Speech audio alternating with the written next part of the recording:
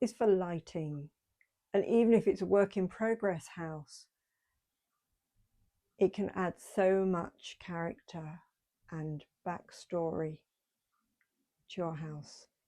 Let me show you around. Wall lights in the bedroom and the landing and the bathroom. If you're doing wall lights, make sure you plan out where the furniture and everything's going to go first, because obviously they can get in the way of wardrobes or whatever. Wall light over the sink and central light in the kitchen. That's only a dummy hanging light, and I've got a battery operated light in the hallway landing. Battery operated light on the piano and a standard light there.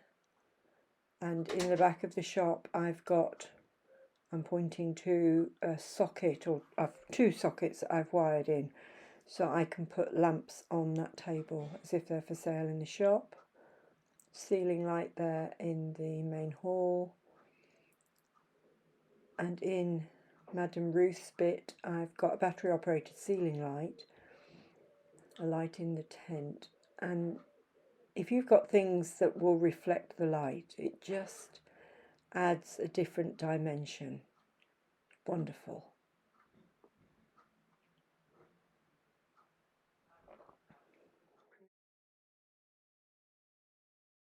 This is the back of Maggie's, and you can see I've lots of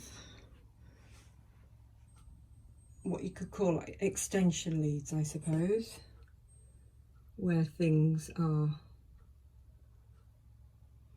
ganged up because there just isn't enough length of cable for a lot of the lights to do all in one go, and also the gang will only take so many sockets, so I've had to use sort of extension leads, if you like. This one, I don't know why this one's been a bit iffy, so I've labelled each of the cables, so if I can't, if one goes out again, I know which one I'm looking at.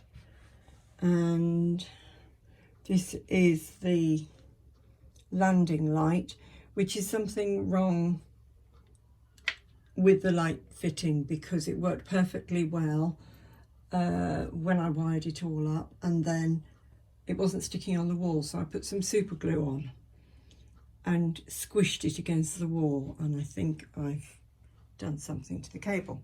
So then it goes all the way down, just one neat, tidy this here. So I just switch that off or switch it on depending on. I know that doing the lighting for a house can be really quite daunting, but it really does add personality and increase the backstory for your house, sort of giving the impressions of who lives there, what sort of a lifestyle they have, and it just gives it a warm, lived-in feeling. Remember, you haven't got to do all the lighting in one go, as long as you plan out your rooms, because if the ceiling light goes underneath the floor of the room above, you know, make sure you don't start sticking the upstairs floor down before you've fitted the light, if that's how you're going to do it. But certainly wall lights add a lot of interest and dynamic aspect to a room, just like it would do in our homes. But also you can consider adding some in later on. I've included battery operated lights in parts of Maggie May's, partly because some of the lights didn't work after I'd fitted them.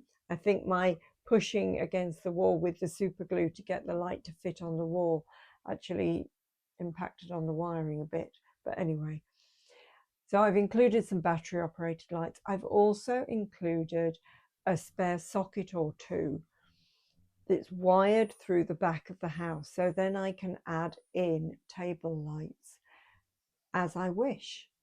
So there are all sorts of options. Have a look at my other videos and see how it could work for you. And remember, you haven't got to make everything yourself. If there's a kit for it, it might be a fun and a more interesting answer than figuring it all out yourself.